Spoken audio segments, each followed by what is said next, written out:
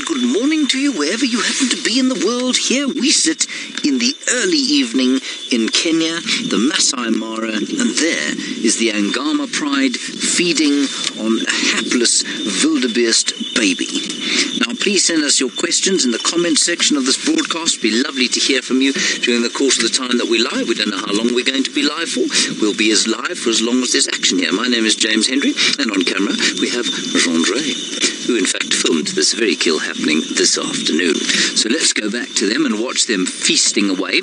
I'll tell you a little bit about the Angama pride. There are apparently 4 lionesses and between 7 and 10 cubs. Now, I say between 7 and 10, not because sometimes there are 7 and sometimes 10, but because there are suspected 3 very little ones still being hidden by one of the lionesses, and it would be borne out by the fact that we've got 7 cubs here and 2 lionesses, so quite possibly the other 2 looking after the very little ones. So that's what's going on here. Very spectacular afternoon we've had. In the background we can see a burgeoning storm. I don't think it's going to hit us, but there's a great crashing of lightning off to the far east here. Ran, you want to know what they're eating, and they're eating a little wildebeest that was probably born in February of this year, maybe March. Unfortunately, it did not have a very long life. You can see there it is quite dead and has been for the last, 2 hours or so. And the 2 lionesses killed it right in front of us. It was the most quintessential epic lion chase through the tawny grass. It could not have been more quintessentially leonine. They chased that wildebeest down, grabbed her, pulled her down, and we watched the whole stalk even before that happened, and how they ambushed them. One went round the side, one went straight at them, and eventually they ran. And, well, they spooked probably about 25 wildebeest. They split the herd in half. One half went one way, one the other. Both lionesses gave chase after the slowest group of wildebeest, and they quickly singled out the youngest in the group. And unfortunately, that is all that remains so far. So they've been feeding now probably for the best part of 90 minutes. And I'm not sure how long. That's not going to last them the night. They'll finish that tonight and probably move off. Now, what we are doing here is waiting in the darkness to see if perhaps there isn't some hyena that could come in here, or a male lion that we saw around here quite a lot earlier today. Now, Sandy, you're wondering how many there are in the pride. Sandy, as I was saying, there were 4 lionesses and there are 10 cubs. Now, over here, we've got 2 lionesses and 7 cubs, and we think that the pride is split very briefly, which of course lions do from time to time, when one of the lionesses has got cubs too small to be with the pride. So quite possibly 2 sisters, one of them's given birth to the 3 very little cubs. They're somewhere around here. The cubs are still hidden away. Those 2 lionesses will be sort of spending more time on their own than with the pride at present. So over here, feeding on the wildebeest, we have got 7 cubs, as far as I've counted, and the 2 lionesses who brought it down. Now, we're new to the Mara. We're relatively new to this pride, although we were introduced to them in September last year. And coming to sort of recognize each one is something of a difficulty, because of course we don't know them very well, and I'll get back onto that. But while that little cub looks at us, it's a good time to answer Ali's question, who says, are the lions of the Mara happy with us being so close? Absolutely they are. They would move away, or they would growl at us if they felt that we were too close. Now, as I say that, they are growling, but they're growling at each other. They're paying us no attention at all, and I must just reiterate that this is in infrared, so there is no natural light on them at all. If I look towards them now, I can barely make out some white shapes in the grass, but Andre, of course, has got the infrared lights on them, and that's why we can see them so well. You can see they're not reacting to us at all. We did approach them with caution, because of course we don't know them very well, so we approached carefully, slowly, And one of the lionesses looked up at us briefly, and then the rest of them just carried on feeding, and so now they're just feeding. Now, back to what I was saying. One of these lionesses, I think, is quite easily recognizable. She's got big, square ears. And I was wondering, it could be that one. I'm not sure if it's that one or the other one. But that cub that looked up at us looked to have quite similar shaped ears. So I wonder if that's not her offspring.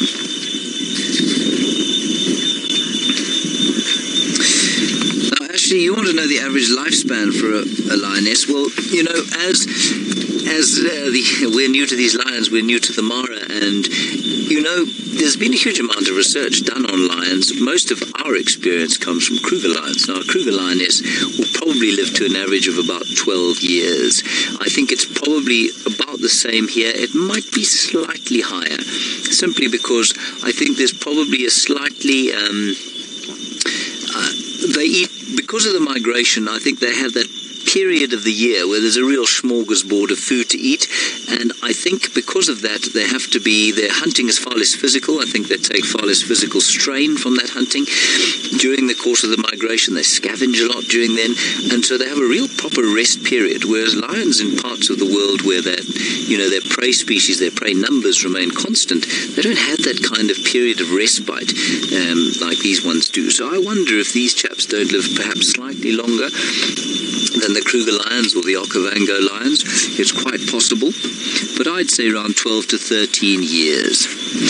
Now, that's an interesting one, Shelley. Of course, one of our major objectives about being out here in the Mara is to find out what it's like to follow these lions on the hunt at night with infrared and with thermal imaging cameras.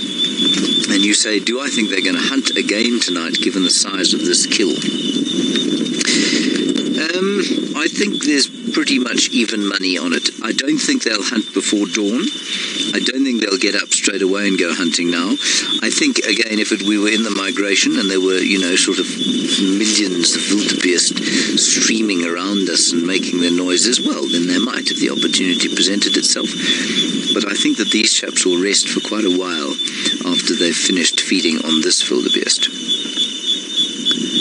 But I might be wrong. They could get up and totally confound me and carry on to, see what they're doing.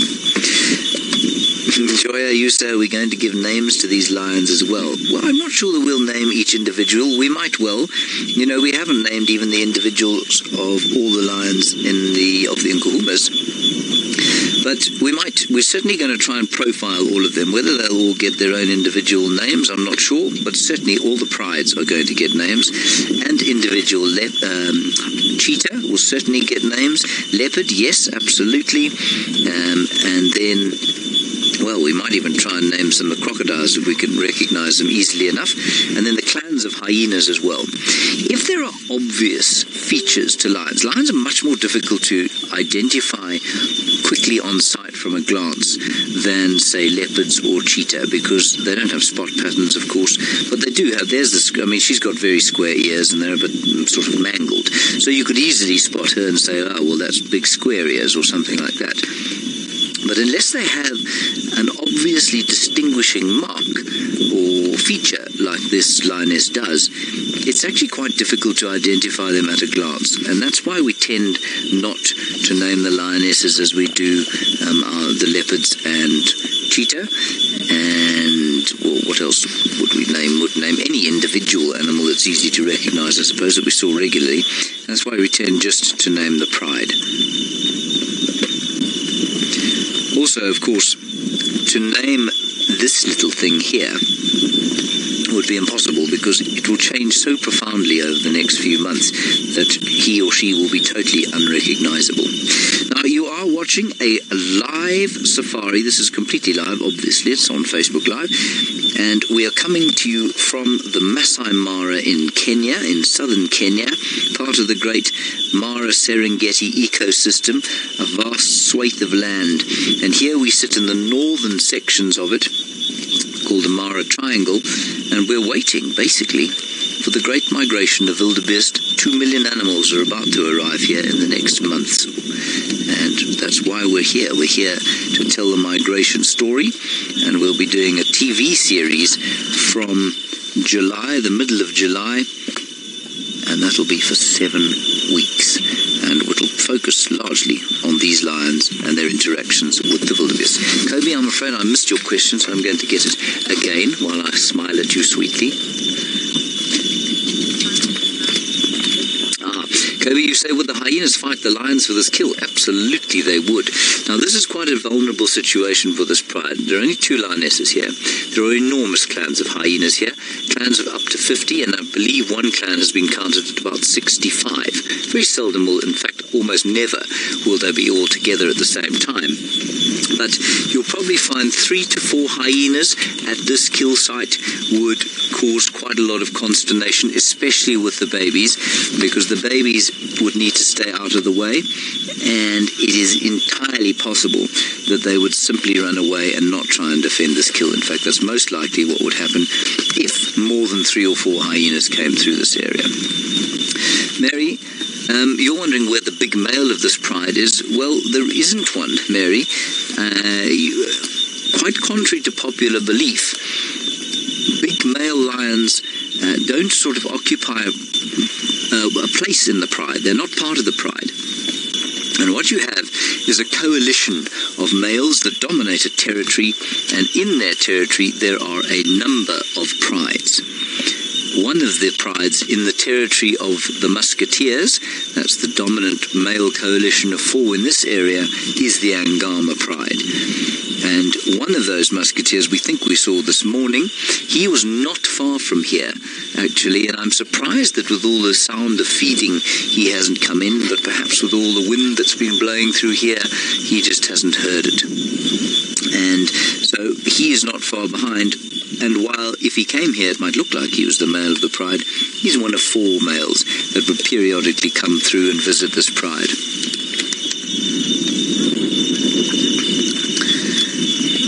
Now, Elaine and Shelley, you're wondering how old these cubs are, and I'm afraid that's quite a difficult question to answer. The smallest ones that I saw today were probably about 3 months old.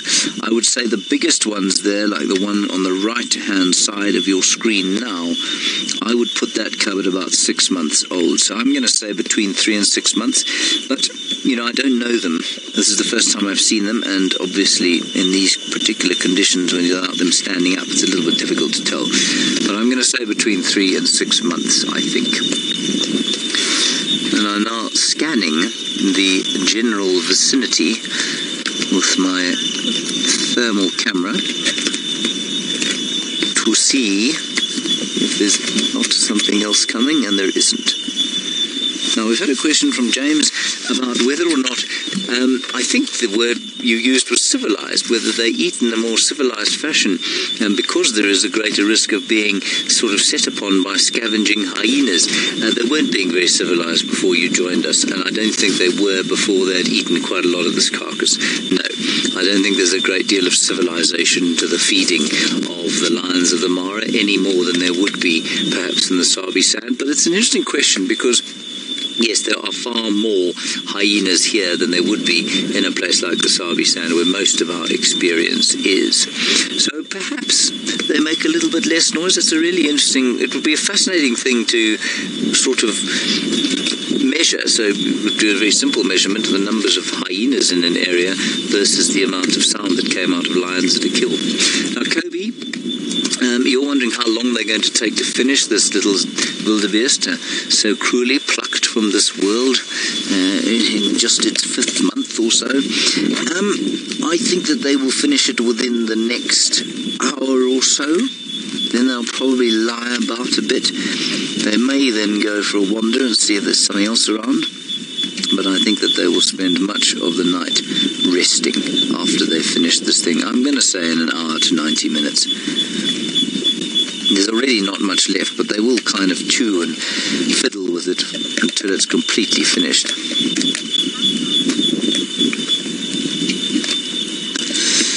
Now, Kathy, this is a $1 million question that if we knew how to answer, of course, we'd be sitting watching lions on feed or feeding on meat all the time. You say, how long to the next kill? It's difficult to say because there are so many factors involved.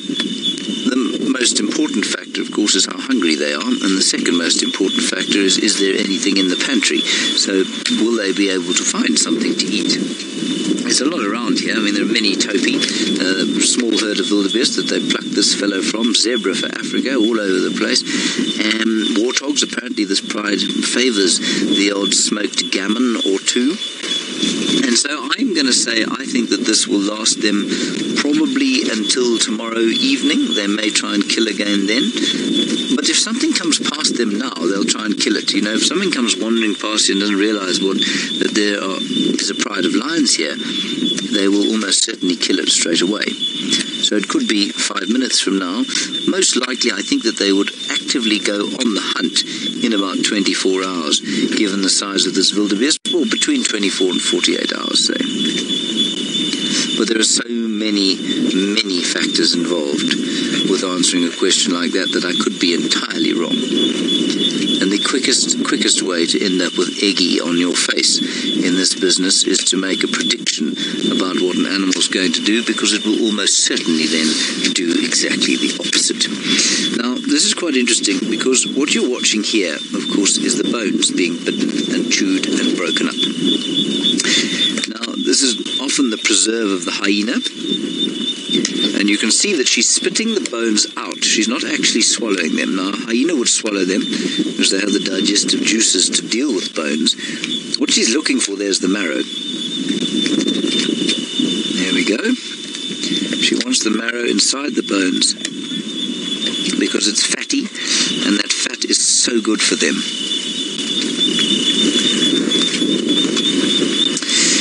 Debbie, that's an interesting one as well, and I don't know the answer for sure. I'm not sure anybody does exactly, but you say you're wondering if these lions are more or less successful at killing and hunting than the lions of the Sabi Sand. I'm going to tell you that these lions, I think, are slightly smaller than the lions that I've seen in the Sabi Sand, very slightly. They're leaner. And that indicates to me that for example, the biggest lionesses in Africa seem to be the ones of Duba Plains in Botswana. They eat buffalo on an almost daily basis. So the amount that they eat tends to make them larger. So although I think that there's a huge amount out here for them to eat, and it's not all year round that they're able to eat the smorgasbord that they are during the migration, and I think that their kill rate, you'll probably find, is about the same. And I suspect they kill smaller prey almost universally than would, say, the Nkahuma pride of 5 lionesses and their 6 cubs at Djuma. They specialize in huge prey like buffalo most of the time. I mean, they probably kill a lot of impala too, but they eat a huge number of buffalo, whereas here, the lions tend not to apparently kill buffalo, so they're eating probably smaller, more regular meals. I don't know if that makes them more or less successful. They could kill more often, but I think that you'll find the amount of meat they eat is probably very similar.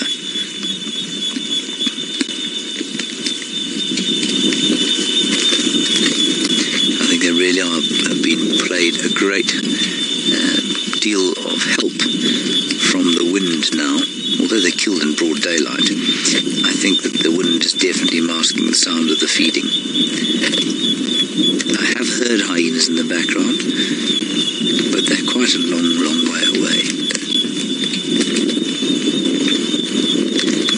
There we're going for the marrow again, using their side teeth. And that sound that you can hear,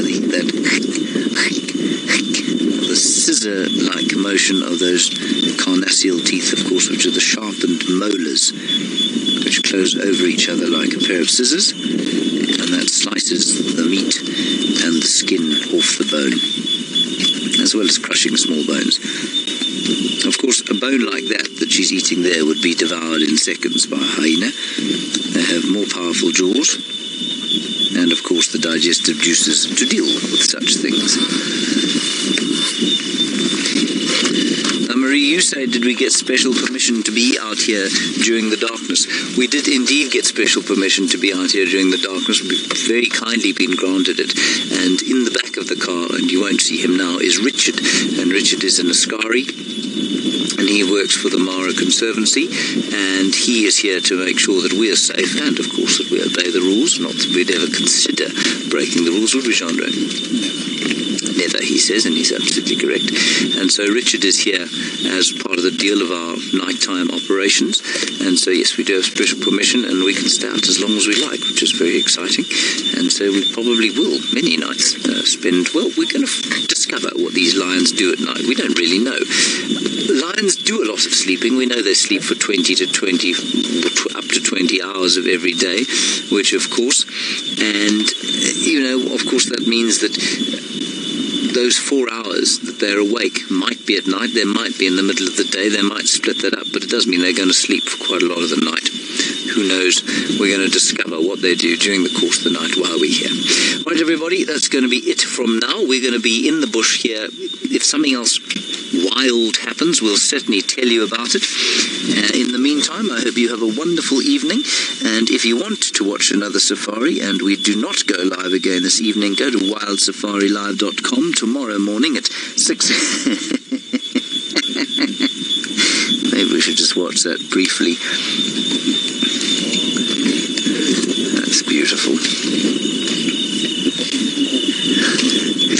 Anyway, as I was saying, there will be a live drive at 6:30 Central African time, both from the Sabi Sand in South Africa and from here in the Mara Triangle of Kenya. Until then, we'll see you later.